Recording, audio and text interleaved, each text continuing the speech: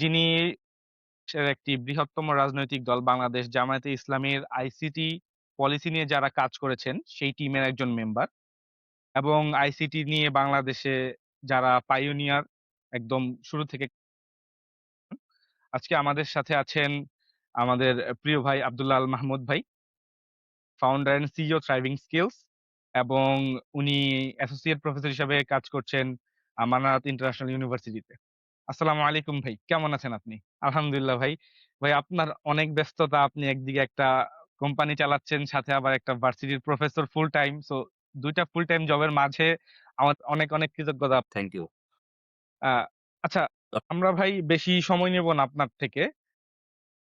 ১ম যে প্রশ্নটা, আমাদের আসলে বাংলাদেশে একটা আইসিটি পলিসির দরকারটা কি? মানে কি প্রয়োজন আমাদের একটা আইসিটির জন্য? ১ম এই আমি ধন্যবাদ জানাচ্ছি আ আপনাকে এবং দর্শকদের সবাইকে সালাম জানাচ্ছি। অ্যাকচুয়ালি দেখি যে আমরা একটা crossroad after July 2024 we have the opportunity to rebuild our nation. Interim government এর মাধ্যমে দেখেছি যে already government has taken some initiative to reform different ministries, different activities of the government. তার মধ্যে আইসিটিও একটা সেক্টর আছে। অলরেডি আপনারা দেখেছেন হয়তো যে আইসিটি শ্বেতপত্র অলরেডি পাবলিশড হয়েছে। সো আমরা যদি লাস্ট গভর্নমেন্টের আ হচ্ছে যে অ্যানোমালিস গুলো দেখি, সেখানে একটা হিউজ সেক্টর হচ্ছে আইসিটি। মানে করাপশনের একটা বড় হাব ছিল আইসিটি যেটাতে বিলিয়নস অফ ডলার্স হচ্ছে যে লুট করা হয়েছে, করাপশন হয়েছে। সো এটাকে আমরা যদি বলব যে আপনি যদি আইসিটি শ্বেতপত্র দেখেন কিংবা এটা ডিটেইল প্রজেক্ট লাইন গুলো from 2009 to 2024, the name of Digital Bangladesh and later on Smart Bangladesh, actually government, uh, uh, I should say, uh, putted billions of dollars in a systematic manner. So এটা আসলে হয়েছে যে policy failure এর জন্য। একটা government এইভাবে run করতে পারে না। একটা গভর্নমেন্ট তো তার আ আপনি যদি আপনার বাসার কথাই চিন্তা করেন, আপনি কি আপনার নিজের বাসার টাকা হচ্ছে এভাবে লুটপাট করে নিজের ফ্যামিলিকে একটা স্ট্রাগল এর তো হতে পারে না। সো এটা হয়েছে মেইনলি পলিসি ফেইলিয়ার এর কারণে। সো এই ফেইলিয়ার টা যদি অ্যাড্রেস না করা হয়, definitely we will be in a vicious cycle again. So আমরা এই ভিসিয়াস সাইকেল থেকে ভার্চুয়াস সাইকেল এ নেওয়ার জন্য একটা পলিসি দরকার। সেটা প্রত্যেকটা সেক্টরেই। সো আমরা আইসিটি সেক্টরেও এজন্য হচ্ছে যে আ একটা পলিসি রেকমেন্ড করছি, সাজেস্ট করছি and hope after election we would able to implement this policy. Uh okay. আমি actually man of ICT guy you can say because আমার ব্যাকগ্রাউন্ড হচ্ছে I graduated from Dhaka university from MIS. So যেহেতু MIS is the interlinked between we call IT and IS, Information Technology and Information Systems, Technical and Behavioral side. So আমি আমার MBA শেষেই আমি ইউনিভার্সিটিতে join করি as lecturer in Mahat International University in 2010. So it's almost 16 years. 16 years. আমি academic লাইনে থাকতেই 2010 to 2017-18 পর্যন্ত আমি যেহেতু একাডেমিক লাইনে from different angle I learned about the ICT and I applied, I researched, uh, have written different kinds of articles in different journals.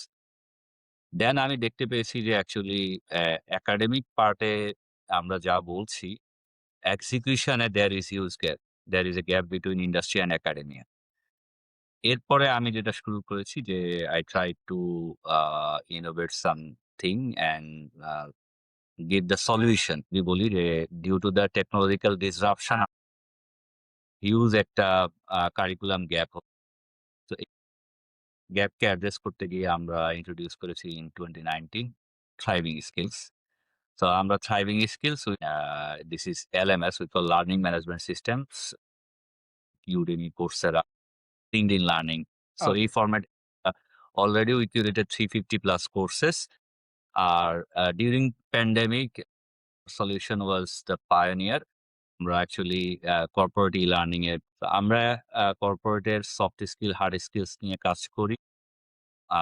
সাথে হচ্ছে আ এখানে যদি বলি যে আপস্কিলিং এবং রিস্কিলিং সলিউশন। এটা গেল আমার from academia to industry corporate linkage. During pandemic, I was the convener of Digital Transformation Committee of our university. আ আমাকে আ তখনকার ভিসি স্যার দায়িত্ব দিয়েছিলেন যে ডিজিটাল ট্রান্সফরমেশন করার জন্য। কারণ প্যান্ডেমিক এর কারণে আপনি জানেন যে হিউজ একটা চেঞ্জ চলে এসেছে আমাদের ক্লাস থেকে একদম শুরু সম্পূর্ণ ক্লাস অফলাইন থেকে অনলাইনে হ্যাঁ, কনভার্ট হয়ে গেল। লাইনে।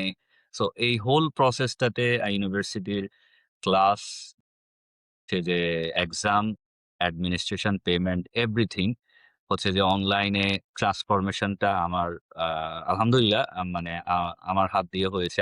তো সেখানে আমি একটা হিউজ আ এক্সপেরিয়েন্স গেইন করেছি।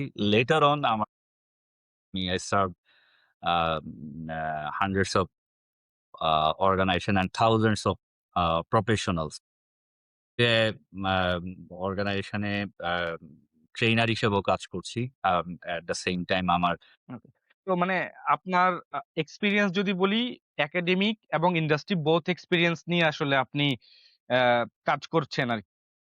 জি, এবং আ যদি আপনি আ লিঙ্কেজ গুলো আমরা ডিজিটাল ট্রান্সফরমেশন নিয়ে আমি মানারের অভিজ্ঞতা দিয়ে কয়েকটা অর্গানাইজেশন ডিজিটাল ট্রান্সফরমেশন নিয়ে আর গভর্নমেন্ট আমরা হচ্ছে কিছু আ কাজ করে ওয়ার্ল্ড ব্যাংকের সাথে আমাদের কাজ আছে। দেন A2 এর সাথে কাজ করেছি। এর বাহিরে আ আমরা actually consultancy and research oriented. So ICT uh আমাদের একটা যেহেতু ইউ নো এডটেক আমরা যেটা প্ল্যাটফর্ম এটা একটা education technology. So technical oriented সকল ধরনের ডিজিটাল আ প্রোডাক্টের alignment আছে। So we know how it works and how to adopt the digital transformation in any country as well. ওকে। তো ভাই জি। আমি বলছিলাম যে আপনি তো আসলে একজন ফুল টাইম প্রফেশনাল মানুষ। একাডেমিক অ্যান্ড ইন্ডাস্ট্রি মিলিয়ে কাজ করছেন। তো আপনার একটি এইভাবে রাজনৈতিক দলের একটি পলিসি মেকিং এর সাথে যুক্ত হওয়া কিভাবে? মানে তাদের থেকে কিভাবে অ্যাপ্রোচ টা আসলো? এবং আপনাদের তো একটা টিম পলিসি মেকিং এর আইসিটি নিয়ে। ওই টিমে কারা আছে? কি ধরনের এক্সপার্ট রা আছে বা গভর্নমেন্ট বা কর্পোরেট কারা আছে? I don't want to like know the names but তাদের এক্সপার্টাইজ গুলো একটু জানতে চাচ্ছিলাম। জি, অবশ্যই। Actually, আমাদের টিমে একাডেমিশিয়ান, দেন ইন্ডাস্ট্রিয়ালিস্ট, অ্যা সাইবার সিকিউরিটি এক্সপার্ট, দেন আমরা যদি বলি প্রত্যেকটা সেক্টরের সো আমাকে অ্যাপ্রোচ করা হয়েছে mainly a a based on my expertise on industry and academia. So this is one core expertise I have because আমার ইন্ডাস্ট্রি এবং একাডেমিয়া ২ টা সাইডেই ডায়াসপোরা থেকে অনেক এক্সপার্ট আছেন। ইউকে, ইউএসএ, দেন অস্ট্রেলিয়া, কানাডা থেকে অনেক এক্সপার্ট আছেন বিভিন্ন ইউনিভার্সিটির professor. At the same time আমাদের আইসিটি ইন্ডাস্ট্রিতে those who are executing ideas and running organization যারা আ আমরা বলব যে established already proven their innovation তার মানে আপনাদের টিমটা ভেরি রিচ অ্যান্ড স্ট্রং একটা team in terms of every condition. Different G, side G, of ICT আপনারা এক্সপ্লোর করার জি। আ একটা যখন আপনারা পলিসি তৈরি করতে যান, আসলে একটা ব্যাকগ্রাউন্ড লাগে। বিভিন্ন ইনফরমেশন একত্রিত করে তারপর আপনারা আসলে পলিসি গুলা প্রিপেয়ার এটা আসলে আপনার কি ধরনের প্রিপারেশন ছিল? Like industrial survey, academic practice কিংবা গভর্নমেন্ট ইনফরমেশন সো এগুলার মধ্যে আপনারা কোনটা প্রেফার করতেন নাকি সবগুলার একটা সমন্বয় করতেন? আ আ মেইনলি ইন্ডাস্ট্রিয়াল সার্ভেটাকে মানে উই কালেক্টেড ডেটা। এখানেও দেখেন আ আমরা দেখেছি যে আমাদের আসলে লাস্ট গভর্নমেন্ট এর স্ট্যাটিস্টিকস এর মানে কষ্ট করি। No data were manipulated. Yes. আ আমরা ডেটা এভেইলেবিলিটি হয়তো আমরা ইন্টারন্যাশনাল সোর্স, ওয়ার্ল্ড ব্যাংক বা আদার্স যে সোর্স গুলো করেছি। At the same time policy গুলো দেখেছি। অ্যাকচুয়ালি আ কি পলিসি তারা নিয়েছিল এবং সেখানে পলিসি গ্যাপ গুলো কোথায়, পলিসি ফেইলিউর আর পাশাপাশি একাডেমিক রিসার্চ তো মানে আমরা যদি কারেন্ট যে ইনোভেশন এর একাডেমিক অ্যাসপেক্ট থেকে আ ম্যা আপনি জাস্ট লাস্ট 3 ইয়ার্স এ এআই এর রেভোলিউশনটা দেখেন। drastically disrupted in every industry. তো এই ডিসরাপশন গুলোকে আমরা ফুটপ্রিন্ট হিসেবে কিভাবে এই ডিসরাপশন এর সাথে অ্যাডপ্ট করা যায়, কিভাবে কোপ আপ করা যায়। আর আইসিটি তো এখন আমরা বলি যে ICT is the number 5th factors of production. আসলে একটা ল্যাঙ্গুয়েজ বলে থাকি যে ল্যান্ড, লেবার, ক্যাপিটাল, অর্গানাইজেশন। এই ৪ টা ফ্যাক্টরস কে বলা হতো ফ্যাক্টরস অফ প্রোডাকশন। এখন নাম্বার 5th হচ্ছে ICT. That means without ICT you can not run any organization. জি, জি। ওকে। আম আমার মতে হচ্ছে যে নাম্বার 1 প্রবলেম হচ্ছে যে we didn't get the digital transformation properly. আর ডিজিটাল ট্রান্সফরমেশন আমরা যেটা বলছি, আমাদের আসলে আ লাস্ট গভর্নমেন্ট যেটা করেছে যে অনেকগুলো আ সাইলোড সিস্টেম ক্রিয়েট করেছে। তো একটু ডিজিটালে সহজ করে বুঝিয়ে বলেন। আসলে এটা বুঝি নাই আমি। হ্যাঁ, আমি আমি একটু বলছি যে আ প্রত্যেকটা মিনিস্ট্রিতে আলাদা, আলাদা সিস্টেম ডেভেলপ করা হয়েছে। যে এই সিস্টেমস গুলো হচ্ছে ইন্টারঅপারেটিবিলিটি নিয়ে। একটার সাথে একটা কানেক্টিভিটির জায়গায় ডেটা এক্সচেঞ্জ বা ডেটা ইন্টারঅপারেটিবিলিটির গ্যাপের আমরা এখানে অ্যাকচুয়ালি আ কাইন্ড অফ অনেক জায়গায় ম্যানুয়াল সিস্টেমই চলছে। ডেটা গুলোকে আমরা ট্রান্সফর্ম করাটা ইটস কোয়াইট ডিফিকাল্ট। আর এখানে সাইলোজ আমরা বলছি এই অর্থে সে আমি একটা সহজ এনআইডির জন্য একবার ডেটা কালেক্ট করছেন। আবার হচ্ছে যে বার্থ এর যে সার্টিফিকেট এরপর হচ্ছে আপনার ব্যাংকিং এর প্রত্যেকটা জায়গায়। সো এখন ডিজিটাল সিস্টেমে if you have a data you can easily transfer or share. Exactly. এই মেকানিজমটা আসলে প্রপারলি লাস্ট গভর্নমেন্ট জাস্ট আপনি যদি একটা আমাদের ম্যানিফেস্টোতে আমাদের যে পলিসিতে এটার একটা সলিউশন আছে আমি সেটা বলব। সো এটা যদি অ্যাড্রেস করা আমরা কিন্তু হিউজ অপরচুনিটি গেইন তার মানে আমাদের ডিজিটাল ট্রান্সফরমেশন যেতে হয়নি। আমি একটা ছোট্ট উদাহরণ দেই। ডেটা ড্রিভেন একটু যদি চিন্তা করেন। বাংলাদেশের ইকোনমিতে আ কোর কন্ট্রিবিউটর হচ্ছে আরএমজি সেক্টর। সো আরএমজি সেক্টরের আ আমরা যদি এক্সপোর্ট ফিগারটা দেখি 45 টু 50 বিলিয়ন। এইটা অ্যারাউন্ড এই অ্যামাউন্ট এর মধ্যে তো এই 48 বিলিয়ন অর 50 বিলিয়ন ডলার যেখানে আ এক্সপোর্ট করছে, তার মানে আমার মেইন এক্সপোর্ট এর 84% হচ্ছে যে আরএমজি থেকে। এবার আপনি আইসিটি দেখেন, আইসিটি হচ্ছে only 700 million, not 1 billion. Not on only 700 million million. তাও হচ্ছে যে আমাদের ফ্রিল্যান্সাররা বা আদার্স অ্যাজ এ নেশন এই আইসিটিতে অ্যান্ড গ্রো করি নাই কেন? দেখেন আমাদের আ টোটালি ইকোনমিটা হচ্ছে লেবার সেন্ট্রিক। লেবার সেন্ট্রিক আমরা হচ্ছে যে ব্লু কলার জবের দিকেই আপনি দেখেন আমাদের আরএমজি বলেন অথবা রেমিটেন্স বলেন, ২ টাই কিন্তু আমার হচ্ছে যে লেবার সেন্ট্রিক। আমাদের ইকোনমিতে যে আ 3rd ইন্ডাস্ট্রিয়াল রেভোলিউশনই হয় নাই। আমরা এখনো 2nd ইন্ডাস্ট্রিয়াল রেভোলিউশন এ বসে আছি। 3rd ইন্ডাস্ট্রিয়াল হচ্ছে কম্পিউটার। তারপরে 4th আমরা এআই বা আদার্স টেকনোলজি গুলোর কথা বলব। আমরা এখনো 3rd ইন্ডাস্ট্রিয়াল রেভোলিউশন এর টেকনোলজিকেই অ্যাডপ্ট করতে পারিনি। হেল্প করি না। হ্যাঁ, অ্যাডপ্ট করেছি ইন a সেন্স যে আমরা ইউস করতেছি বাট মানে উই আর নট দ্যা ব্যক্তিগত প্রোডিউসার। পর্যায়ে কিন্তু সরকারি পর্যায়ে ব্যক্তিগত এবং আপনি যদি আ প্রাইভেট সেক্টরেও দেখেন, প্রাইভেট সেক্টরে আ সবাই কিন্তু আ all of our industries what they are producing, they are producing still আমরা যদি এফএমসিজি বলি, গার্মেন্টস বলি, এই ইন্ডাস্ট্রি গুলোতে আছে। কিন্তু আমাদের আইসিটি ইন্ডাস্ট্রি তো গ্রো করে নাই। মানে আমার 3rd ইন্ডাস্ট্রি আমরা তো আ ওই ধরনের হার্ডওয়্যার অ্যান্ড সফটওয়্যার এর হিউজ প্রোডিউসার না। জি। Still we are user.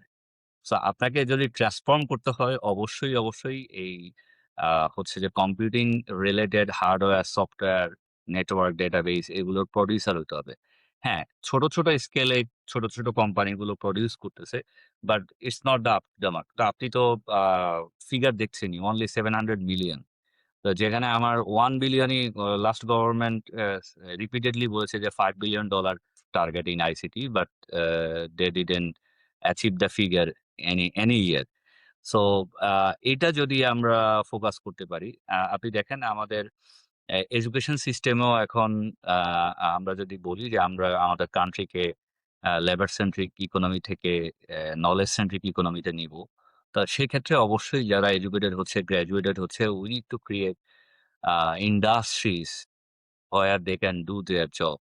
So এখানে দেখেন যেহেতু ইন্ডাস্ট্রি গড়ে উঠছে না, এখান থেকে ব্রেইন ড্রেইন হচ্ছে। যারা অ্যাকচুয়ালি ট্যালেন্টেড আ হচ্ছে যে স্টুডেন্টস যারা আছে তারা কিন্তু বাংলাদেশ থেকে চলে যাচ্ছে। কারণ তার জন্য জব মার্কেট ওইভাবে ওপেন হচ্ছে না। হবে না। সো আ এ মানে ব্রডার সেন্স এ যদি দেখেন আমাদের কোম্পানিগুলো হচ্ছে টেকনোলজির user. They are not the technology producer. G, So those who want to develop their career in the technical side or we call technology sector, technological industries. So আমাদের দেশে তো সেই অপশনটা গড়ে ওঠে নাই। জি, now if we set proper policy আমরা এখানে হয়তো ইন্টারন্যাশনাল আ বিগ অর্গানাইজেশন গুলোর সাথে আমি যদি বলি Amazon, আপনি যে টেক জায়ান্ট কোম্পানিজ গুলোর কথা বলেন Amazon, Google, Microsoft, Facebook এগুলোর সাথে আমাদের একটা এক্সচেঞ্জিং প্রোগ্রাম হতে পারে যেখানে আমরা আ অবশ্যই একটা ইন্ডাস্ট্রিয়াল ডেভেলপমেন্ট এর দিকে যেতে পারবো। নলেজ সেন্ট্রিক ইকোনমি গড়ে তুলতে পারবো। So exactly. আমাদের আ পলিসিতে একটা মেইন ভিশন হচ্ছে we want to make ICT as a key contributing economic factor। যদি আইসিটি কে কি কন্ট্রিবিউটিং ইকোনমিক ফ্যাক্টর করতে পারি, অবশ্যই আমাকে অনেকগুলো মিশন ইমপ্লিমেন্ট করতে হবে। সেগুলোই আমরা রেকমেন্ড করেছি। তো আপনাদের যে এই একটা আ মূল ভিশন যেটা বললেন, সেটা বাস্তবায়নের ক্ষেত্রে আপনাদের আ মেইন ফোকাস পয়েন্ট গুলা কি, কি? যে কোন পয়েন্ট গুলা টার্গেট করে আপনারা আগাচ্ছেন বা আগানোর পরিকল্পনা করেছেন? আ আচ্ছা, আমরা যদি দেখি যে মেইন হচ্ছে আমাদের আ ইনফ্রাস্ট্রাকচার। ওকে, যেকোনো আ হচ্ছে যে সলিউশনেই first you need to develop better infrastructure. তো ইনফ্রাস্ট্রাকচার এর জায়গায় তো আমি বলেছি যে আ সাইলোস রয়ে গিয়েছে। হচ্ছে যে আ করাপশন এবং মিসম্যানেজমেন্ট। লাস্ট গভর্নমেন্ট হচ্ছে যে অনেকগুলো প্রজেক্ট করেছে। এখানে হান্ড্রেডস অফ অ্যাপস করেছে। যেগুলো হচ্ছে যে এই অ্যাপস গুলো আ অনেকগুলোই হচ্ছে যে এখন আনইউজড। মানে সলিউশন আপনি করেছেন, সলিউশন গুলো কন্টিনিউশন নেই এবং এগুলো হচ্ছে কানেক্টেড না। সো আমরা এই সাইলো সিস্টেমকে অ্যাড্রেস করার জন্য initially we need to develop a system we call government intelligence systems, GovIntel. আ এটা লাইক আপনি যদি আ প্রাইভেট অর্গানাইজেশন গুলোতে বলে থাকি আমরা ERP system, enterprise resource planning. So একটা সিস্টেমের মাধ্যমে organisation usually maintain the whole organisation. So আমরা বলছি যে if we can a a develop a government intelligence system through the system we can handle all issues. So অর্গানাইজেশনের যেভাবে ERP কাজ করে ঠিক একইভাবে গভর্নমেন্টে আমরা গভর্নমেন্ট ইন্টেলিজেন্স সিস্টেম ডেভেলপ করলে প্রত্যেকটা মিনিস্ট্রি আমাকে আলাদা সিস্টেমস ডেভেলপ করতে হবে না। একটা সেন্ট্রালাইজড ডেটা রিপোজিটরি থাকবে যেখানে ডেটাগুলো হচ্ছে যে ইন্টারকানেক্টেড থাকবে এবং ইন্টারঅপারেটেবল থাকবে। এ এখানে আমরা একটা সলিউশন বলছি ওয়ান সিটিজেন ওয়ান অ্যাপ। এটাকে আমরা বলছি one citizen one card as well. সিটিজেনদের সকল ধরনের নাগরিক সুবিধা সে একটা সিস্টেমের মাধ্যমে। সো এখানে আমরা একটা সুপার অ্যাপ এই অ্যাপের মধ্যে তাদের আ ন্যাশনাল আইডি, পাসপোর্ট থেকে তার education solution, health solution, banking যত ধরনের নিয়ে আসার প্ল্যান আমরা করেছি পলিসিতে। সো এটা যদি করা যায় তাহলে হচ্ছে যে আমার একটা সেন্ট্রালাইজড ইনফ্রাস্ট্রাকচার হবে। হ্যাঁ, এটা হুট করে হবে না। অবশ্যই uh it's time consuming and huge investment required. But এটা যদি আমরা করতে পারি we can save a lot. কারণ আপনি আলাদা সিস্টেম যখন আপনি ডেভেলপ করছেন, আপনার রিসোর্স এর অনেক অ্যাবিউজ হচ্ছে। এবং এখানে আমি যদি বলি যে মিসইউজ হচ্ছে। সো এই মিসইউজটাকে বন্ধ করার জন্য আমরা যদি এই centralised a government intelligence systems টা ডেভেলপ করতে পারি, আমরা গভর্নমেন্টের বিলিয়নস অফ ডলার্স আমি বলব yearly billions of dollar save করতে পারব। পসিবল। এবং সাথে হচ্ছে যে এই on top of that you are creating jobs as well. যেহেতু আমরা নতুন সিস্টেমের কথা বলছি এখানে আস্তে সেভাবে আমার ডেটা যখন জেনারেট হতে থাকবে তখন কিন্তু আমি এআই ইন্টিগ্রেশনটা আমার জন্য ইজি হবে। এবং সিটিজেনকে আমরা কিন্তু আ এআই ড্রিভেন কিছু সলিউশন দিতে পারবো। So we have plan to make our country as AI driven Bangladesh as well. যেটা আমি লেটার অন ওই যে হিউম্যান পার্টে আমি এটাকে একটু এক্সপ্লেইন করব। যে আমাদের অ্যাকচুয়ালি হিউজ আপনি যদি দেখেন আ বাংলাদেশে আমাদের ১৮ কোটি জনগণ মানে হচ্ছে 180 million people. Digital and 3rd industrial revolution তো কম্পিউটার আর 4th ইন্ডাস্ট্রিয়াল রেভলিউশন এ আমার অনেকগুলো technology but main driver is data. আমরা IoT, then big data, others AI integration যতগুলো টেকনোলজি এটা হচ্ছে যে ডেটা ড্রিভেন।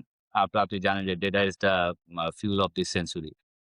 এখন কিন্তু আমরা পেট্রোলিয়াম অয়েলের ডেটা যার হাতে আছে সে হচ্ছে যে সব পুরো বিশ্বকে আমরা যদি ডেটা এভেইলেবল করতে পারি আমার কিন্তু huge business scope right. So এখন আমরা জেনারেট করতে হ্যাঁ, আমি যেটা বলছিলাম যে ১৮ কোটি জনগণ আমাদের এখান থেকে হচ্ছে যে টেক জায়ান্ট কোম্পানিজ গুলো কিন্তু they are earning billions of dollars through data. কিন্তু আমরা কিন্তু আমাদের পিপল থাকা সত্ত্বেও আমরা কিন্তু আমাদের নিজস্ব সলিউশন ক্রিয়েট করতে পারি না। জি, সো স্টেপ বাই স্টেপ আমরা যদি টেক জায়ান্ট কোম্পানি গুলোর সহযোগিতা পাই, আমাদের এখানে কিন্তু সেই ধরনের ইনফ্রাস্ট্রাকচার, সেই ধরনের সলিউশন আমরা স্টেপ বাই স্টেপ করতে পারবো। So exactly. ১ম এই গভর্নমেন্ট এন্ড এ আমরা বলছি যে গভর্নমেন্ট ইন্টেলিজেন্স সিস্টেম যেটাতে আমরা একটা সুপার অ্যাপ বলছি, যেটাতে আপনার হচ্ছে যে ট্যাক্স, ভ্যাট থেকে শুরু করে যত হচ্ছে যে যত ধরনের ফাইন্যান্সিয়াল ইনক্লুশন গুলো আরেকটা এটার সাথে কানেক্টেড যেটা হচ্ছে যে আমরা আ এখানে হচ্ছে যে আ ট্যাক্স, ভ্যাটটা ট্যাক্স এবং ভ্যাটটা যেহেতু আমাদের দেশে এখনো ম্যানুয়াল সিস্টেম অনেক জায়গায়। সো এখানে অ্যাকচুয়ালি অনেক ধরনের ফাঁকি বা অনেক ধরনের সমস্যা রয়ে গিয়েছে। সো এটাকে অ্যাড্রেস করলে আমার মনে হয় গভর্নমেন্ট এখানে অনেক উপকৃত অনেক হবে। জি। তো আপনারা যে টোটাল একটা পরিকল্পনার কথা বলছেন, সেটার জন্য তো আসলে ইন্টারনেট একটা ম্যান্ডেটরি থিং আসলে। ছাড়া তো আসলে আমরা কোনভাবেই আগাতে পারব না। তো ইন্টারনেট নিয়ে একটা বড় ইস্যু হচ্ছে ইন্টারনেটের প্রাইস, মেয়াদ, ইন্টারনেটের স্পিড। এইগুলো নিয়ে কি আপনাদের কোন পরিকল্পনা বা একদম স্পেসিফিক যদি প্রশ্নটা যে ইন্টারনেটের আসলে মেয়াদ থাকা প্রয়োজন আছে কিনা? আমি ৩০ জিবি ডেটা কিনবো, এটা আমি কেন ১ মাস ইউজ করব? এটা আমি কেন ১ বছর ধরে হ্যাঁ, আপনি খুবই গুরুত্বপূর্ণ একটা পয়েন্ট রেইজ করেছেন। এটা আসলে খুবই আ ইনজাস্টিস করা হয়। কেন আ আমি ১ম এ এটা অবশ্যই থাকা মানে আপনার ডেটা যেটা আছে, ডেটা লিমিট দিয়ে হচ্ছে যে সিটিজেনদেরকে এটা কাইন্ড অফ হয়রানি। এটা বন্ধ হওয়া উচিত। এখানেও আসলে ওই যে আমরা যদি দেখি যে গভর্নমেন্ট রেগুলেশন এর গভর্নমেন্ট কিন্তু এই রেগুলেশন গুলো পিপল সেন্ট্রিক হয় নাই।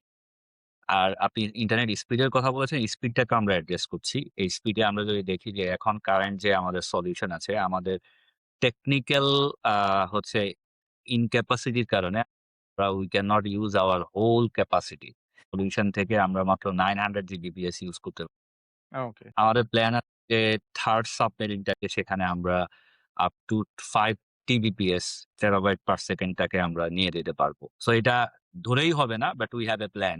আমরা ইন্টারনেট স্পিডটা যদি আমরা একটু রোবাস্ট করতে পারি সেক্ষেত্রে ইনফ্রাস্ট্রাকচার আমার স্ট্রং হচ্ছে।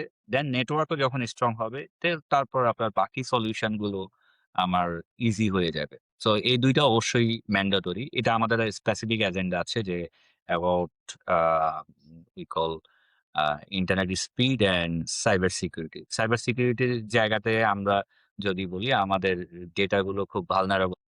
আপনি জানেন যে এনআইডি ডেটা হ্যাঁ, সব আমাদের ইন্ডিয়ার কাছে আছে। শেয়ার করা আছে। এখানে হচ্ছে যে আসলে ডেটা ব্রিচ এর যে ব্যাপার আমাদের S a public we are not secured. এখানে আমরা কিছু পলিসি রেকমেন্ড করছি যেমন GDPR এর মতো রেগুলেশন যদি আমাদের এখানে হয় ডেটা রেলেভেন্ট এবং ডেটা প্রাইভেসি ইস্যুটাকে যদি প্রপারলি অ্যাড্রেস করা হয়। কারণ এখন ওই যে আমি বললাম এগুলো প্রপারলি হয় নাই। আমাদের তো ইন্ডাস্ট্রিয়াল গ্রোথই হয়ে আছে এখনো 2nd ইন্ডাস্ট্রিয়াল রেভলিউশন।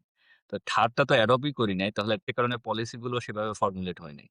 তো এখন যদি আমরা ডেটা জেনারেশন এর দিকে ফোকাস করি, ডেটা রেলেভেন্ট যে রেগুলেশন গুলো সেগুলো আমরা পাবো এবং সেগুলোর এক্সিকিউশন পাবো। আমরা শেষের দিকে দেখেছি যে কিছু নামমাত্র পলি কিন্তু এগুলোর কোনো এক্সিকিউশন নেই। এগুলো হচ্ছে জাস্ট আ ওইটাও একটা আ কি বলবো যে বোগাস কিছু আ সাজেশন যেগুলো মানে আসলে বাস্তবতার সাথে তো আমরা যদি আসলে আ এটাকে অ্যাড্রেস করতে পারি, I hope a it would be huge. হুম। তো আমরা যদি এভাবে ইন্টারনেট availability র কথা বলি কিংবা ইনফ্রাস্ট্রাকচার এর কথা আমরা একটা মানে হিউজ আহ গ্যাপ দেখতে পারি শহর এবং গ্রামের মধ্যে। শহরের মানুষ যে পরিমাণ ইন্টারনেট তাদের যে পরিমাণ অ্যাক্সেস আছে গ্রামে কিন্তু সেই পরিমাণ নেই। ধরেন গ্রামের ঘরে, ঘরে থাকার তো প্রশ্নই আসে না। একটা দোকানে হয়তোবা ওয়াইফাই থাকে, সে সবাই চালায়। এই ধরনের একটা অবস্থা। তো এইটার মাঝখানে কোন একটা ব্যালেন্স করার কি কোন পরিকল্পনা আছে কিনা গ্রাম আর শহরের মাঝে? হ্যাঁ, অবশ্যই। এইখানেও দেখেন আ একটা হচ্ছে অ্যানোমালিজ হচ্ছে ইন্টারনেট তো আ আছেই। পাশাপাশি আমরা ইলেকট্রিসিটিটাও কিন্তু সব জায়গায় এভেইলেবল না। এক্সাক্টলি, মানে ট্রু। আ ইলেকট্রিসিটি আছে হয়তো কিন্তু ফুল টাইম না। ফুল টাইম না। গ্রামে-গঞ্জে আপনি ৪-৫ ঘন্টা মাত্র ইলেকট্রিসিটি থাকে। সো আপনি ইলেকট্রিসিটি না থাকলে আপনার হচ্ছে যে ইলেকট্রিসিটি আমরা বলছি সেকেন্ড ইন্ডাস্ট্রিয়াল রেভলিউশন এর জি, কম্পোনেন্ট। জি। আপনার সেকেন্ড টাই নাই। হ্যাঁ, থার্ড টা তো গ্রামে-গঞ্জে চিন্তাই করা যাচ্ছে না। জি, সো ১ম এ আপনাকে স্ট্রাকচার গুলো ইলেকট্রিসিটিটাকে আমরা আমাদের এনার্জি অ্যান্ড পাওয়ার সেক্টরে আলাদা পলিসি আছে। এইখানে ইলেকট্রিসিটির হচ্ছে যে আনইন্টারাপ্টেবল সার্ভিসটাকে এনশিওর এটা যখন হবে পাশাপাশি এখন ইন্টারনেট একটা মৌলিক অধিকারই কারণ জি। ইন্টারনেট আপনারা দেখেছেন যে জুলাই আন্দোলনে ইন্টারনেট বন্ধ করে দেওয়া হয়েছে। তো মানুষের একটা মৌলিক অধিকার হচ্ছে খর্ব করা এটা যাতে না হয় এবং মানুষ যাতে অলওয়েজ ইন্টারনেটের সাথে কানেক্টেড আপনার সে ধরনের ইনফ্রাস্ট্রাকচার লাগে। সো আপনি তো গ্রামে এটা তো আসলে আ ব্যবধানটা হিউজ। অনেক। আর শহরেও আমরা বলি, শহরে ওই যে আপনি রেগুলেশন এর অভাবে আমার এখানকার যারা অপারেটর গুলো আছে, আইএসপি ইন্টারনেট সার্ভিস প্রোভাইডার আ মোবাইল অপারেটর তারা ঠিক কোন ধরনের রেগুলেশনটাকেই ঠিকভাবে ফলো করছে না। সো এটা হচ্ছে যে আমাদের একটা স্ট্রং এজেন্ডা হচ্ছে যে যাতে করে সিটিজেন সেন্ট্রিক আমরা সলিউশন গ্রাম কেন্দ্রিক আমাদের একটা প্ল্যান আছে। এটা লোকাল গভর্নমেন্টের 64 ডিস্ট্রিক্টকে আমরা হচ্ছে যে অর্থাৎ যদিও আমাদের দেশটা হয়ে গেছে শুধুমাত্র one country one city Dhaka আপনি কেন্দ্রিক দেখেন যে সবকিছুই। বা হ্যাঁ, ঢাকাই সবকিছু। সো আমরা যেটা রেকমেন্ড করছি যে আ ইনিশিয়ালি 64 ডিস্ট্রিক্ট এ একটা শহর ভিত্তিক সকল ধরনের সলিউশন ওই ডিস্ট্রিক্টেই থাকবে। তাহলে ওই ডিস্ট্রিক্টের যতগুলো আ আ হচ্ছে যে আমরা উপজেলা বা যত ধরনের হাব গুলো আছে প্রত্যেককেই যাতে আপনার এডুকেশন, বেসিক নিড যেগুলো এডুকেশন, হেলথ দেন আদার্স আ রেলেভেন্ট সলিউশন গুলো একটা জেলা থেকে তাকে ঢাকায় এসে আ সার্জারি করতে হচ্ছে। সো এগুলো তো আসলে সলিউশনটা আমরা এ চন্দ্র ৫৪ বছরও পাইনি। সো এটাকে যদি আমরা আ এক্সপান্ড করতে পারি তখন কিন্তু গ্রামও আমাদের কানেক্টিভিটি তো 64 হাব হবে যেগুলোতে আমার সকল ধরনের সলিউশনকে আমরা এমফাসিস করব তো বা এনহান্স করব। এইখানে আমরা যদি বলি যে আ আপনি যদি নাগরিক আ সেবার কথা যদি বলি সেখানে বিভিন্ন রকম সেবা যেমন ডিজিটাল আইডেন্টিটি মনে করেন আমাদের এনআইডি কার্ড যেটা, তারপর ই-পাসপোর্ট সাথে আমাদের বিভিন্ন ই-সার্ভিস আছে, ই-পেমেন্ট আছে ধরেন এখন বিদ্যুৎ বিল কিংবা অন্যান্য বিল আপনার ডিজিটালি দেয়া যায়। তো এগুলা দিতে যেয়ে নানা রকম সমস্যায় পড়তে হয়। তো এগুলার জন্যে কি আপনাদের আলাদা কোনো পলিসি আছে যে সবগুলা কি একই ব্র্যাকেটে বন্দী করা যায় কিনা? হ্যাঁ, আমরা যেটা বলেছি যে আমাদের এখানে একটা পেমেন্ট গেটওয়ে আ কিন্তু প্রাইভেট সেক্টরে আমরা যে সলিউশন গুলো দেখছি বিকাশ বা অন্যান্য যে MFS they are doing well. বলছি যে বিজনেস করবে অবশ্যই প্রাইভেট অর্গানাইজেশন গুলো। রাষ্ট্র এস এ হোল বিজনেসের জায়গা থেকে রাষ্ট্র হচ্ছে শুধু সার্ভিস দিচ্ছে জায়গায়। কিন্তু আমরা আ আপনার এখানে হচ্ছে যে একটা সলিউশন বলছি। আমাদের ন্যাশনাল একটা আ পেমেন্ট গেটওয়ে এই পেমেন্ট গেটওয়েটা আমাদের ফ্রিল্যান্সারদের জন্য পেমেন্টে আপনি জানেন যে 20% পর্যন্ত তারা লস করতেছে। সো এই 20% কে আমরা হয়তো 2% এ নিয়ে আসতে পারবো যদি ইটস এ আমাদের huge a change. A huge save করতে পারবো। এটা হচ্ছে আমার আ আর্নিংস এর ক্ষেত্রে। আবার পাশাপাশি এখানে দেশীয় যে অপারেটররা আছে, এমএফএসরা আছে, তাদের ক্ষেত্রেও আমরা হয়তো আম একটা আরো বেটার সলিউশন কিভাবে দেওয়া যায়, কিভাবে সিটিজেন ফ্রেন্ডলি সলিউশন হতে পারে আমাদের রেকমেন্ডেশন আছে। আপনার আ সকল পেমেন্টের বা ক্যাশলেস মানে একেবারে ডিজিটাল পেমেন্ট। ওকে। আচ্ছা, অলরেডি আমরা অনেকেই এটার সাথে ইউজড টু এমএফএস এর সাথে। সো যখন গভর্নমেন্ট এন্ড থেকে আরো ধরনের সলিউশন আপনার থাকবে, তখন কিন্তু সবাই আ ক্যাশলেস সোসাইটিটা যদিও 100% করাটা it's not easy. Even USA তো আপনি না। তো আমরা হয়তো এটাকে আস্তে, আস্তে 70-80% ক্যাশলেস সোসাইটিতে তো আপনি যখন ক্যাশলেস সোসাইটির দিকে তখন কিন্তু আপনার রিস্ক অনেক বাড়তে just like security risk, scamming risk, AI যে পরিমাণ উন্নত বা ডেভেলপ নানা রকম রিস্ক সাইবার সিকিউরিটি কিংবা এআই নিয়ে আপনাদের নির্দিষ্ট কোনো পরিকল্পনা আছে? কিভাবে সিকিউরিটিটা আরো পার্সোনাল লেভেলে হলেও রাষ্ট্রীয় তো অবশ্যই। জি অবশ্যই। সিকিউরিটি লেভেলটায় ১ম এ বলছি যে আ ডেটার ক্ষেত্রে আমরা সর্বাধিক গুরুত্ব দিব। আমরা GDPR এর মতো হচ্ছে পলিসি নিয়ে এবং সাথে, সাথে হচ্ছে যে এখানে আ যে অ্যাওয়ারনেস টা ডেটার যদি সাইবার সিকিউরিটির বেসিক জিনিস হচ্ছে যে আ প্রত্যেকেই যার জায়গা থেকে কিন্তু এই অ্যাওয়ারনেস টা কিন্তু সবার নাই। আপনি দেখেন এআই এর ক্ষেত্রেও এখন যে ম্যানিপুলেশন গুলো হচ্ছে সবার ওই যে ফ্যাক্ট চেকিং এ সবার হচ্ছে যে বেসিক কিছু আইডিয়া গুলো নেই। রাষ্ট্রীয়ভাবে হয়তো আমরা অ্যাওয়ার করব। নাম্বার 2 হচ্ছে যে সিকিউরিটির জায়গায় যাতে ডেটা ব্রিচ না হয় এবং সে যদি সে যাতে হয়রানি না হয় সেটার জন্য বেসিক যে সলিউশন গুলো সেগুলো রাষ্ট্র করবে। আর ৩য় হচ্ছে যে আপনার আ এই ডেটা গুলো হচ্ছে ওই যে যেটা বললাম যে ইন্টারঅপারেটেবল না এবং এগুলো হচ্ছে যে আমরা অ্যাক্সেসিবল ও না। সো এখানে কিছু ডেটা যদি আমার গভর্নমেন্ট এন্ড থেকে আমরা এটাকে এনশিওর করতে পারি, তখন কিন্তু সিটিজেনকে আমরা বেটার সার্ভিস দিতে পারবো। সে আপনার হেলথ এর ক্ষেত্রেই যদি বলেন, আমাদের ডায়াগনস্টিক গুলো যে ডেটা জেনারেট করছে, এগুলো কিন্তু কোনো ডেটা রিপোজিটরি নেই কিন্তু। সো একই সিটিজেন তার থাকছে না। তো এটাকে যদি একটা পর্যায়ে আমরা হেলথ ওই যে যেটা uh one citizen one card বা ওয়ান সিটিজেন ওয়ান অ্যাপ এর কথা সেটার আওতায় নিয়ে আসা যায় তখন as a citizen you can check your health related history from the solution. তো ওয়ান সিটিজেন ওয়ান কার্ড যে পলিসি সেটা কি আইসিটির পলিসির আন্ডারে পড়ছে না অন্য কোনো পলিসির আন্ডারে পড়ছে? হ্যাঁ, এটা হচ্ছে যে সকল আ মিনিস্ট্রির সাথে ইন্টারলিঙ্কড। ওকে, তো আমরা বলছি যে একটা কার্ডের আ ও ২ টা স্লোগান এখানে one citizen one card and one citizen one app. Okay. আমরা একটা অ্যাপস পয়েন্ট করছি যে অ্যাপস এর মাধ্যমে সে এই সকল ধরনের আপনারা আ রাষ্ট্র যেই অ্যাপটা রিকমেন্ড করেছেন এটা কি শুধুমাত্র সরকারের অফিসিয়াল কাজে ব্যবহার করার জন্য নাকি ফ্রম দ্যা বোথ এন্ড সরকার এবং জনগণ বোথ both? এখানে একটা ড্যাশবোর্ড থাকবে। প্রত্যেকের ড্যাশবোর্ড যেটা ইআরপি তে আমরা পেয়ে থাকি যে আপনি একটা ইআরপি সিস্টেমে হচ্ছে যে আ উম অর্গানাইজেশনের এমপ্লয়িরা কাজ করে থাকে। আবার পাশাপাশি সেখানে আপনার সিআরএম কাস্টমার রিলেশনশিপ ম্যানেজমেন্ট সিস্টেমটা আছে। তো আমাদের এখানেও হচ্ছে যে সিটিজেনদেরও একটা ড্যাশবোর্ড সিস্টেমটা অ্যাপস এর আমরা রেকমেন্ড করেছি। যাতে করে সিটিজেন তার সকল ধরনের ইনফরমেশন অ্যাপস থেকে সে পেতে পারে। সো একজন সিটিজেনের যে যতগুলো ইস্যু আছে, প্রত্যেকটা ইস্যু যদি তার অ্যাপস এর মধ্যে সে তাহলে তার জন্য তো আর এখানে যে হয়রানি হুম, দেখবেন যে আমাদের প্রত্যেকটা গভর্নমেন্ট সার্ভিস পেতে অনেক ধরনের হয়রানি।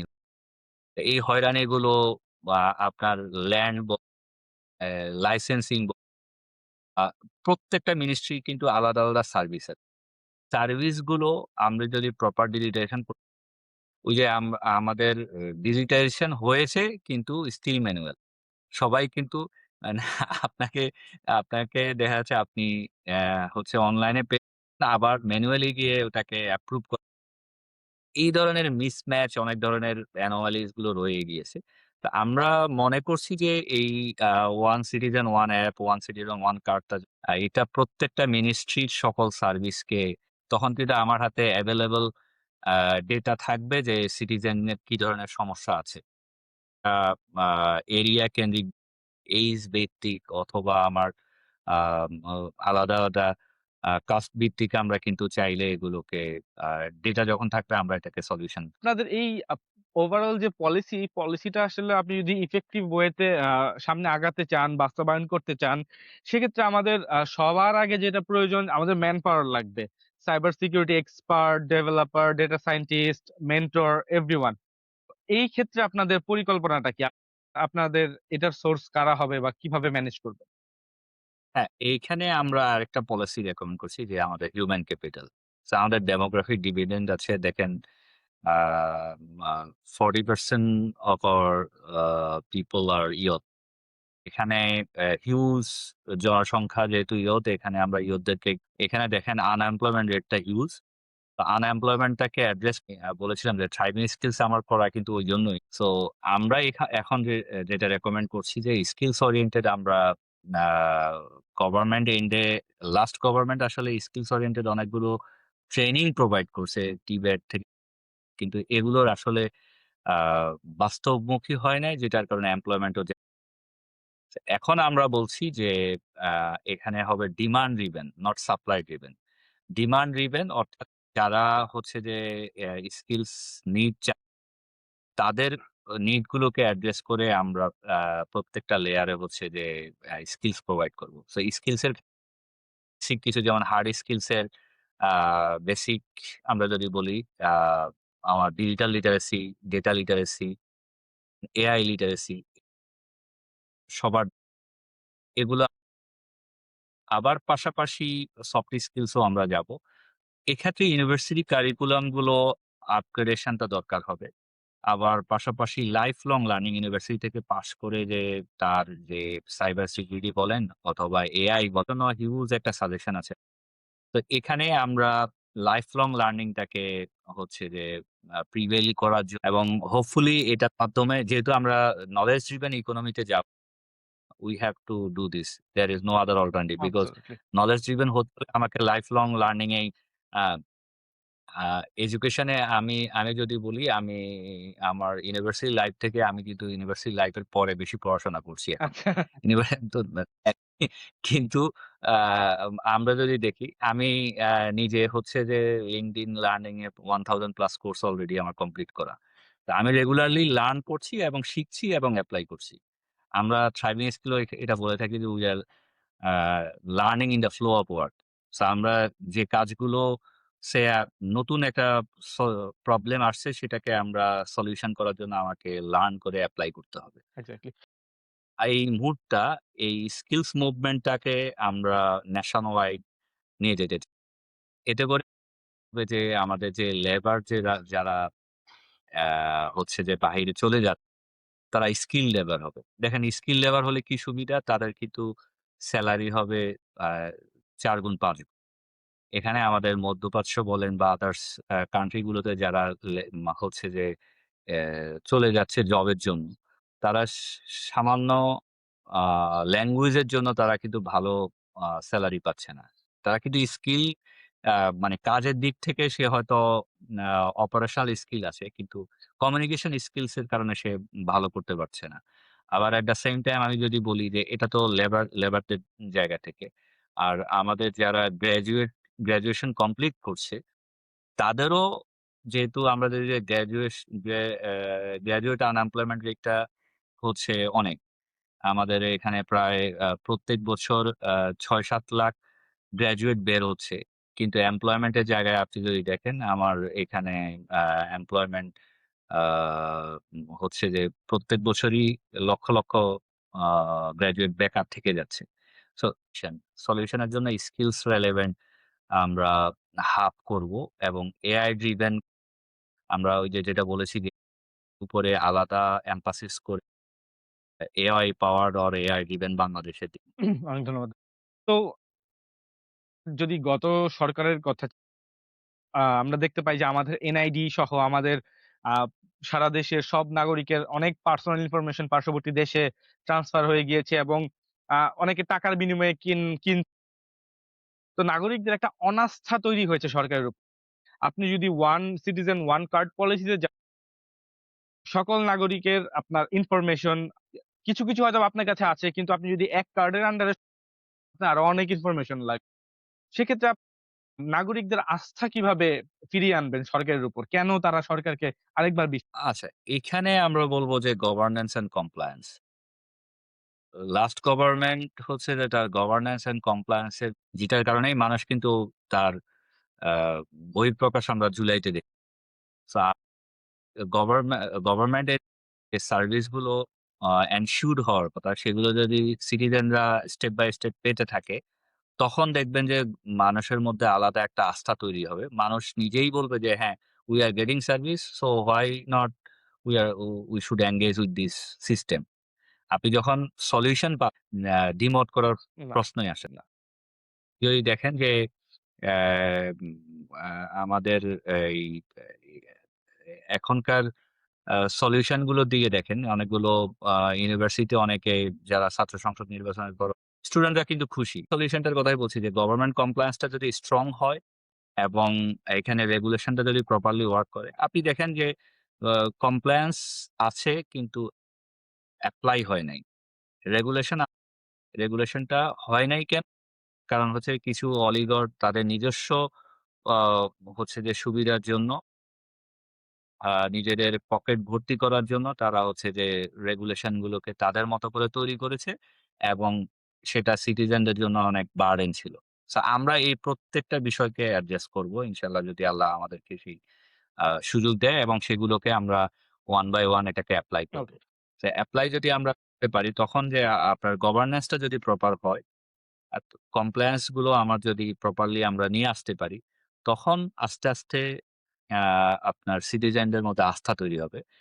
আস্থা যখন তৈরি হবে তারপরেই কিন্তু আপনি এক্সিকিউশন টা প্রপারলি করতে পারবেন। হয়তো এটা ধরেই আমরা হয়তো এটাকে সলিউশন নিয়ে আসতে পারব না। কিন্তু যখন আমরা step by step government and এর সার্ভিস গুলোকে এনশিওর করতে পারবো, when we have that kind of proof তখন আমরা হচ্ছে যে সিটিজেনকে কনভিন্স করতে পারবো এবং সিটিজেন হোপফুলি যে কারণ সিটিজেন তো আসলে গভর্নমেন্টের আ হচ্ছে যে রিসোর্স। সো রিসোর্স কে আমরা যত বেশি রিসোর্সফুল করব, ততই হচ্ছে যে রাষ্ট্রের জন্য মঙ্গল, ওয়ার্লড এর জন্য এক্সাক্টলি। তো এবং এটা আমরা যদি আমাদের বাহিরের স্টেক হোল্ডার যারা আছে, ইন্টারন্যাশনাল যত কমিউনিটি আছে, বিজনেসে আমরা একটা কথা বলে থাকি যে, "we are maintaining a strong relationship with all stakeholders." এখানে স্টেক হোল্ডারদের সাথে যখন আমার আ হচ্ছে যে স্মুথ রিলেশনশিপ তো আমার বিজনেস গ্রো করবে এবং আ রাষ্ট্র এস এ হোল উপকৃত। সেই এনভায়রনমেন্ট এর দিকে বাংলাদেশটা ৫৪ বছরে আগায় নাই। আমার এখানকার রিসোর্সটাকে গুরুত্ব দেওয়া। রিসোর্স হচ্ছে হিউম্যান রিসোর্স। সো এই হিউম্যান রিসোর্স কে যদি আমরা অ্যাসেট তখন আর রাষ্ট্র আ মানে হচ্ছে যে আপনি ইজিলি বাংলাদেশকে হচ্ছে যে ডেভেলপড কান্ট্রি তে নিয়ে এবং সেটাই আমাদের প্ল্যানিং। জি। তো আইসিটির আপনি যে বিভিন্ন পলিসির কথা বলছেন এবং তার সাথে আমাদের রেমিটেন্স একদম সরাসরিভাবে জড়িত। এই রেমিটেন্সটাকে আ বাড়ানোর জন্যে রেমিটেন্স এর জন্য ফ্রিল্যান্সার সহ বাইরের অনেক এক্সপার্ট বাংলাদেশে বসে অনেকে রিমোট জব করে। তো ওভারঅল রেমিটেন্স এর একটা প্রোগ্রেস এর জন্য আপনাদের পলিসির মধ্যে কি যদি না, জি, একটা বিষয় হচ্ছে যে, ওই যে আমি বলেছিলাম যে একটা পেমেন্ট গেটওয়ে আমরা আর পাশাপাশি হচ্ছে যে আমাদের ইন্টারন্যাশনাল ট্রান্সেকশন এর জন্য আমরা যদি আ এখানে আ সলিউশন গুলোকে প্রপারলি অ্যাড্রেস করতে তখন আমাদের বাহিরে যে আ হচ্ছে যে রেমিটেন্স যোদ্ধারা আছে, তাদের এন্ড এ দেখেন আ যত ধরনের আ প্রবলেম গুলো আছে প্রত্যেকটাকেই তো I hope যে এখানে যদি আমরা আ আমাদের পেমেন্ট গেটওয়েটাকে এনশিওর করতে পারি, দেন কানেক্টিভিটি ইউরোপ এবং অনেকগুলো দেশি রেমিটেন্স যোদ্ধা আছে সেখানে ডিরেক্ট কানেক্টিভিটি যদি আমরা এনশিওর করতে পারি। ডিরেক্ট ফ্লাইট হলে তো অনেক ধরনের তাদের যে হ্যাসেল গুলো কমে যাবে। কমেছে? এতে প্রপার চ্যানেলিং গুলো ইমিগ্রেশন গুলো হচ্ছে বা অনেক ক্ষেত্রে হচ্ছে যে যারা বাহিরে যাচ্ছে তারা কিন্তু আ আ প্রপার চ্যানেল গুলো মেইনটেইন করছে। কেউ হচ্ছে যে আ উপকার পাচ্ছে না। তার কিছু লস হচ্ছে, দেশেরও লস হচ্ছে। সো তখন সে দেখবে যে না প্রপার চ্যানেল গুলো মেইনটেইন করলে উপকার। এবং সে আরো বেশি সো রাষ্ট্র যদি এই ফ্যাসিলিটিস গুলো ত্যাগ করার জন্য আমাদের একটা প্ল্যান, আবার পাশাপাশি সে যে আর্নিং করছে, সেই আর্নিং টা যাতে প্রপারলি তার ফ্যামিলি বা এখানে রাষ্ট্রে যাতে ওকে। তো আ এইখানে আ যদি আমাদের ওয়ার্লড মানে আমরা তো বিষয়টাকে এখন একটা গ্লোবাল ভিলেজ হিসাবে কল্পনা করি, তাই না? প্রত্যেকটা দেশের সাথে প্রত্যেকটা দেশ অনেক ওতপ্রোতভাবে জড়িত। কিন্তু আমরা যদি ইনফ্রাস্ট্রাকচার কিংবা সার্ভিসের কথা চিন্তা করি, ইউএস বা ইউরোপের কোনো কান্ট্রির তুলনায় বাংলাদেশ অনেক বেশি পিছিয়ে। কিংবা আপনি যদি পার্শ্ববর্তী দেশ ভারতের সাথে তুলনা করেন, তার তুলনায় বাংলাদেশ এট লিস্ট এই আইসিটি সেক্টরে অনেক বেশি পিছিয়ে। তো এই পিছিয়ে থাকার কারণগুলা কি? আমরা আসলে ল্যাকিংস গুলা কোন জায়গায় দেখতে পাই বেশি? আছে। এটা হচ্ছে নাম্বার 1 হচ্ছে যে আমাদের political failure and policy failure. Last 54 years এ অনেক বিলিয়নস অফ ডলার্স হচ্ছে যে নষ্ট করেছি, কিন্তু আমরা আসলে আ এটাকে কনভার্ট করতে পারি না। আমাদের যে হিউম্যান রিসোর্স আছে, এটাকে যদি প্রপারলি অ্যাড্রেস করা, Bangladesh could be like European country.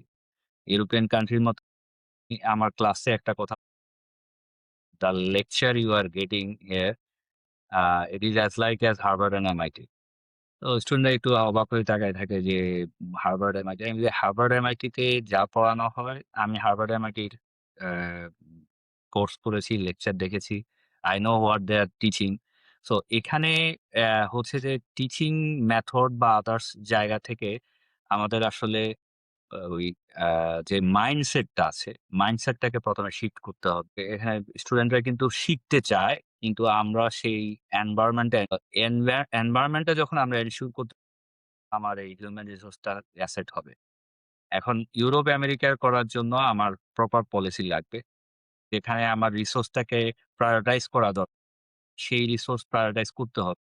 এখন লা অ্যা 17 ইয়ার্স এ যেটা আমরা আওয়ামী লীগ আমলে দেখেছি যে আমাদের রিসোর্সকে সো আমরা যদি এখন আমাদের যে রাষ্ট্রীয় অ্যাসেট গুলোকে প্রায়োরিটাইজ করলে যেখানে আমার ডেভেলপমেন্ট এর, সেটা যদি আমরা এমফাসিস করতে পারি, তাহলে যেটা হবে আমার দেশের আ আমার ওই যে ROI টা, রিটার্ন অন ইনভেস্টমেন্ট, অর্থাৎ আমি যেই সেক্টরটাকে হাইলাইট করছি সেই সেক্টরটাকে আমি আ একটা স্ট্রিমলাইন এ নিয়ে যেতে, এবং এটা এ যখন আপনার এখানে করাপশন বন্ধ, তখন কিন্তু এটা সম্ভব। মানে আপনি অ্যা হচ্ছে যে সার্ভিস প্রোভাইডার। রাষ্ট্রের পরিচালনা কিন্তু সার্ভিস প্রোভাইড করছে। কিন্তু কি হয়েছে যে সবাই রাষ্ট্রের যারা লিডার ছিলেন, তারা হচ্ছে যে সার্ভিস প্রোভাইডার না হয়ে তারা নিজেরা এটাকে জাস্ট নিজেদের সম্পদ বাড়ানোর একটা, তা আমি মনে করি যে যদি সৎ যোগ্য নেতৃত্ব থাকে, ইনসাফ ভিত্তিক সমাজ হয়, তখন তারা করাপশন করবে না, এবং সেখানে আ রাষ্ট্রের রিসোর্সটা যখন প্রপার ইউটিলাইজ হবে, প্রপার মেকানিজম এ হচ্ছে যে এটাকে আমরা গাইড করতে পারবো। So we have that kind of expertise and knowledge. যেহেতু আমি আপনাকে ১ম এ বলেছি আমাদের ইন্টারন্যাশনাল ডায়াসপোরা থেকে বিভিন্ন কান্ট্রি, সো যখন তারা এখানে কন্ট্রিবিউট করবে, তারা কিন্তু আসলে এনভায়রনমেন্ট, রাষ্ট্রের কি হয়েছে যে কিছু অযোগ্য লোক, আমাদের কালচারটা হয়ে গিয়েছে যে ফ্ল্যাটারির মাধ্যমে জাস্ট রাজনৈতিক পলিটিক্যাল ইকোনমি গ্রো করেছে। এতে করে হচ্ছে যে সবাই শক্তি প্রদর্শন করে মানুষদেরকে ভয় দেখিয়ে, ইনসিকিউর রেখে রাষ্ট্রকে পরিচালনা করেছে। তো এটা তো হওয়া উচিত। রাষ্ট্রের সিটিজেন হিসেবে সিটিজেনরা সিকিউর, সেই সিকিউরিটি এনশিওর করাটা আমাদের একটা one of the core mandate. জি। আমরা রাষ্ট্রের সিকিউরিটি এনশিওর করব। প্লাস বেসিকস নিডস গুলো আমরা প্রপারলি, এটা এনশিওর করার জন্য আমাদের যে know how, we have that know how. I hope যে এই নো হাউ গুলোকে যখন আমরা প্রপারলি এপ্লাই করতে পারবো, তখন চেঞ্জ করে ফেলছে। So we have that we want to have that kind of leadership. Industry, academic collaboration এবং স্টার্টআপ নিয়ে আপনাদের পলিসির মধ্যে ডিটেইলস কোন পরিকল্পনা আছে কিনা? হ্যাঁ, এই বিষয়টা আমরা রেকমেন্ড করেছি। আমাদের ইন্ডাস্ট্রিয়াল পলিসি তো আছে। বাট হচ্ছে যে আইসিটি তো আমরা রেকমেন্ড করেছি। আইসিটিস তো স্টার্টআপ একটা সেক্টর আছে। কিন্তু আনফরচুনেটলি আমরা সে ধরনের কোন চেঞ্জ, আমাদের যে ইকোসিস্টেমটা গ্রো করছে, এখানে স্টার্টআপ ফ্রেন্ডলি হয় নাই। অ্যা যে আ আপনি যদি রিসেন্ট ভিসি ফান্ডিং গুলো দেখেন, আমাদের এটা ফল করেছে। মানে এখানকার এই কারণটা কি ভিসি ইকোসিস্টেমটা ফান্ডিং প্রপারলি ফল গ্রো করার? না। কারণটা যদি আমরা দেখি যে ইনভেস্টমেন্ট গুলো এসেছে আ এখানে যদি ওভারঅল ইকোসিস্টেমটা আসলে আ প্রপারলি গ্রো করে। এখানে কিছু ম্যানিপুলেশন ছিল। আ আমরা যদি দেখি যে আ এটাকে আমাদেরকে আবার অ্যাড্রেস করতে হবে। আপনি যদি দেখেন যে আ কিছু আ এখানেও করাপশন জড়িত। কিছু কোম্পানি হচ্ছে যে আপনি ইভ্যালির মতো কেস আমরা দেখেছি। দেন হচ্ছে যে আরো আ কিছু কোম্পানিগুলো হচ্ছে যে প্রপারলি আ মেইনটেইন করে নাই। সো এই ট্রান্সপারেন্সি, অ্যা অ্যাকাউন্টেবিলিটি এই জিনিসগুলো যদি প্রপার না থাকে তখন স্টার্টআপ ইকোসিস্টেমটা কিন্তু আ হচ্ছে যে গ্রো করে না। সো আমরা স্টার্টআপ ইকোসিস্টেমকে অ্যাড্রেস করব। দেন এখানে আ উদ্যোক্তাদের, এন্টারপ্রেনিউরদের one of the core issue হচ্ছে যে অ্যাক্সেস টু ফাইন্যান্স। তো অ্যাক্সেস টু ফাইন্যান্সটা কিন্তু উদ্যোক্তাদের জন্য প্রপার নেই।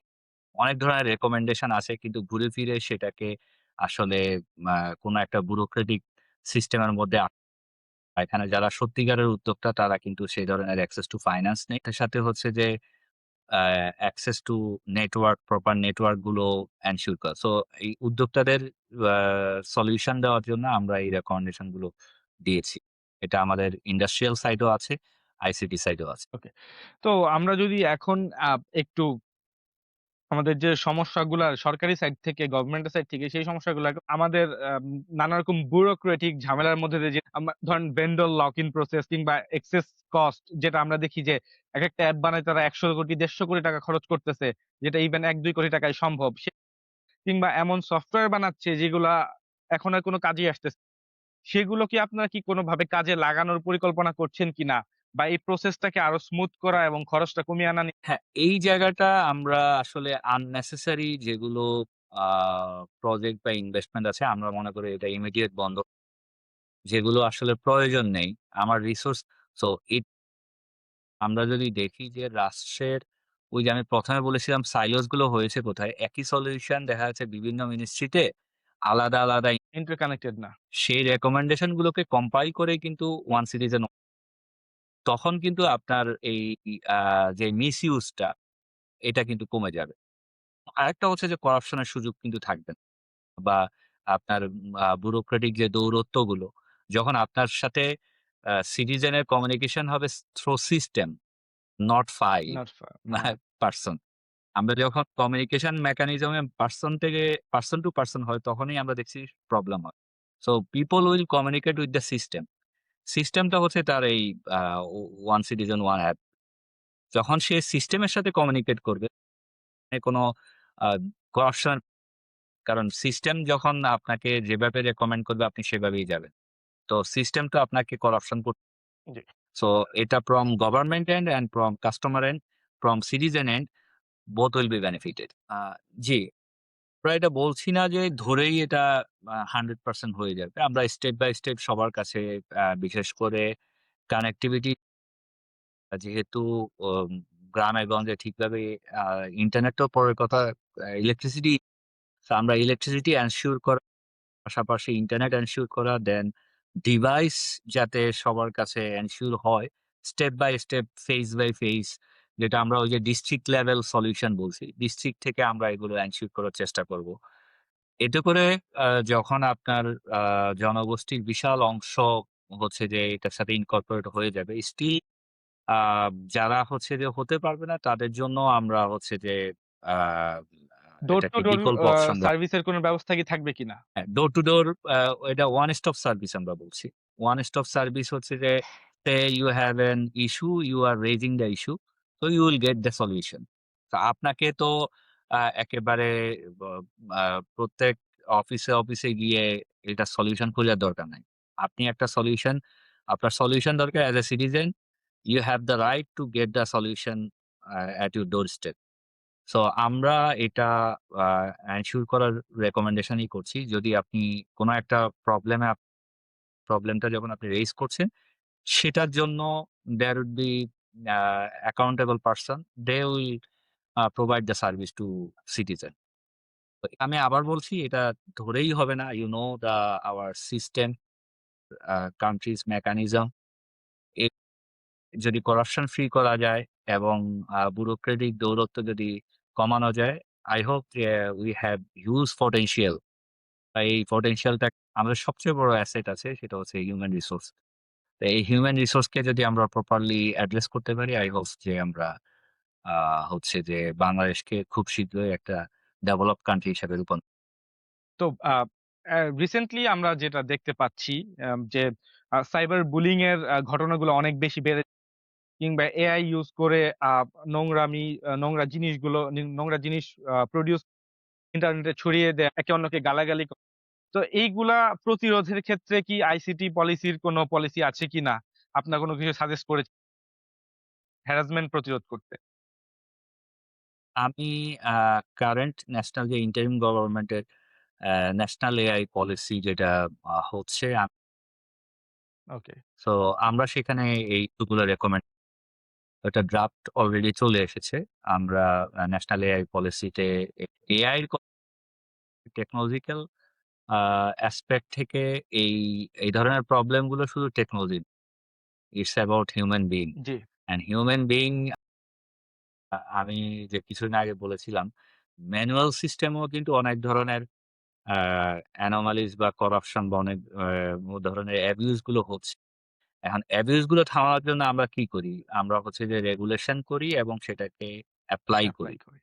অর্থাৎ আপনার রুলস করেন, এখন রুলস যদি এপ্লাই না হয় তখন সেটা কি হয়? মানুষ সেটাকে আর সিরিয়াসলি নেয়। জি, সো আপনি একটা অন্যায় করছেন, অন্যায় করার কারণে যদি আপনি পানিশমেন্ট এর আওতায় চলে আসেন, তখন কিন্তু সেই অন্যায়টা আর হবে না সোসাইটিতে।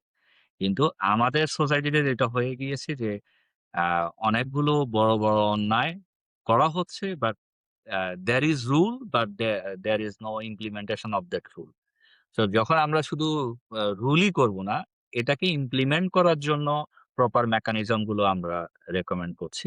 সেটা যদি করা হয় এখানে যারা সাইবার বুলিং বলেন বা এখানে আ আদার্স আ তবে হ্যাঁ, এটা খুব চ্যালেঞ্জিং। যদি আপনারা আইসিটি আ এই সাইবার রেলেভেন্ট যে এগুলো হিউজ এবং এটা দিন, দিন যখন আ মানুষ বেশি ডেটা সেন্ট্রিক হবে, তখন এই প্রবলেমটা আরো বেশি অ্যারাইজ করবে। জি, তখন ওই সেক্টর গুলোতে অবশ্য আবার আমার সলিউশন ও ক্রিয়েট হবে।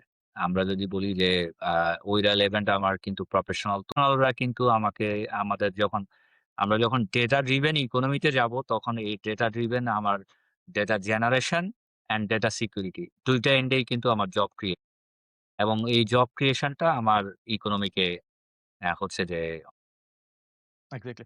তো ভাই আমরা আইসিটি পলিসির আমরা বেশ পসিবিলিটিস অ্যান্ড অপরচুনিটিস নিয়ে আমরা কথা আমরা যদি এক্ষেত্রে জানতে চাই যে আপনি যে একটা টোটাল পলিসি লিখেছেন, এটা তো নিশ্চয়ই অনেক দিন অনেক সময় এটার আ প্রচুর অপরচুনিটিস কিন্তু এটার সবচেয়ে বড় চ্যালেঞ্জটা কি মনে করেন আপনি এটার ক্ষেত্রে? চ্যালেঞ্জেস বা এটার ঝুঁকিটা কোন জায়গায়? আ চ্যালেঞ্জেস হচ্ছে আমাদের মাইন্ডসেট। ফার্স্ট চ্যালেঞ্জ হচ্ছে মাইন্ডসেট। আমাদেরকে আসলে মাইন্ডসেটটাকে শিফট তো আমাদের এই মাইন্ডসেট শিফট আ এই ভিসিএস সাইকেল থেকে ভার্চুয়াস সাইকেল এ আমরা লাস্ট 54 ইয়ার্স এ একটা বিসিএস সাইকেলে যেখানে কিনা আমাদের এই আ এখানে আ করাপ্টেড পিপল রা হচ্ছে যে একত্রিত হয়ে আমরা দেশকে শোষণ করেছি। তো আমরা এই সাইকেল থেকে আমাদের জাস্ট এ উত্তরণ এবং আই থিংক যে এই ইলেকশনটা হচ্ছে যে তার একটা মোক্ষম সময়। এই ইলেকশনের সেই বিসিএস সাইকেলটা বন্ধ হলেই আমরা we will uh restart the uh আবার সলিউশন, রিস্টার্ট দ্য কান্ট্রি। এখানে আমরা ভার্চুয়াস একটা সাইকেলে যেতে পারবো। বিসিএস সাইকেল থেকে আমরা ভার্চুয়াস সাইকেলে নিয়ে যাবো এবং সেখানে আমার যারা হচ্ছে যে যোগ্য, মেধাবী সে যেখানেই থাকুক না কেন, রাষ্ট্র তাদেরকে কাজে লাগাবে এবং রাষ্ট্র তাদেরকে আ সে ধরনের এনভায়রনমেন্ট ক্রিয়েট করবে so that they can utilize their potentiality.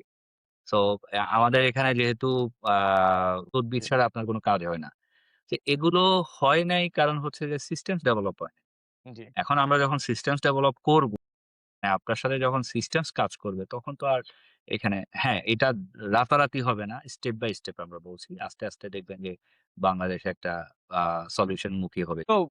আপনার যখন এই পলিসি গুলা নানা রকম চিন্তাভাবনা এসেছে, একটা পরিবর্তনের তো আপনাকে যদি জিজ্ঞেস করি যে ৫ বছর শেষে আপনি কোন ৩ টা পরিবর্তন অবশ্যই দেখতে চান এই পলিসির দ্বারা ইমপ্লিমেন্টেড? আ আমি আ নাম্বার 1 বলব আ পিপল দের সিকিউরিটি। মানে পিপল ফিল সেফ। যদি দেখেন যে আ এক্সটর্শন হচ্ছে বিভিন্ন ধরনের আ আ গ্রামে গঞ্জে প্রত্যেকটা পাড়ায় মহল্লায় চাঁদাবাজি কিন্তু যেকোনো ধরনের ইনিশিয়েটিভ নিবে সেখানে চাঁদাবাজির শিকার হচ্ছে। তো এখানে যদি আমরা আ একটা সেফ সোসাইটি করতে পারি তখন আমি আমি মনে করি within 5 years people will feel safe uh to live the country. এখানে ব্রেইন ড্রেইন কমে যাবে। প্রত্যেকে তার মানে কাজের পটেনশিয়ালিটি ইউস করার স্কোপ খুঁজে পাবে। এটা একটা জিনিস। আর 3rd আমি বলব যে, যেটা আমি ১ম এ বলেছি আইসিটি ভিশন। আমরা হয়তো আইসিটি কে আমাদের ওই যে নলেজ ড্রিভেন ইকোনমির দিকে নিয়ে যেতে পারব। আমাদের লেবার সেন্ট্রিক ইকোনমি হবে না। Knowledge driven economy. So knowledge driven economy তখন আমার এটা হয়তো 5 ইয়ার্স এ আমরা কিন্তু 5 ইয়ার্স এ আমরা আ একটা শুরু করতে পারবো এটা। যার উপর হ্যাঁ, যার উপরে বেস করে আমরা এটাকে লং রান এ বাংলাদেশকে ডেভেলপড কান্ট্রির দিকে ভাই অনেক ধন্যবাদ। আমরা বিভিন্ন বিষয় নিয়ে আলোচনা একদম সর্বশেষ যে প্রশ্নটা সেটা হচ্ছে আপনি তো একটা রাজনৈতিক দলের সাপোজ সেই রাজনৈতিক দল যে ক্ষমতায় যাবে এমন তো না। অন্য কোন রাজনৈতিক দল যদি ক্ষমতায় যায় এবং তারা যদি আপনার থেকে সাহায্য যে ঠিক আছে আইসিটি পলিসি নিয়ে তোমার যেহেতু অভিজ্ঞতা you come with us and help us to run the system. আপনি কি ওপেন কিনা? হ্যাঁ, we are open actually we are professional. Professionally কাজ করি। যেকোনো ভালো কাজ, যেকোনো উদ্যোগেই আমরা আ আ এখানে অন্য কেউ ক্ষমতায় এখানে আমরা তো গণতান্ত্রিক রাষ্ট্রের কথা বলছি। এখানে ডায়ালগ এর সুযোগ আছে। এখানে যারাই যোগ্য ইভেন আ আ মানে যদি আমরাও ক্ষমতায় আসি, অন্য দলের যারা তাদেরকে নিয়ে আসবো। এখানে প্রত্যেকটা এক্সিকিউশন বা ডায়ালগ এ আমরা নিয়ে আসবো যাতে করে তাদের ট্যালেন্ট আমরা ইউটিলাইজ করি। এট দ্যা সেম টাইম আমরা এক্সপেক্ট করি যে বাংলাদেশ আর পুরনো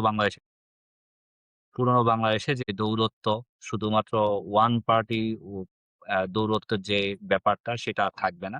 এখানে সবাই সম অধিকার পাবে। যারই যোগ্যতা আছে সেই তার যোগ্যতা জি।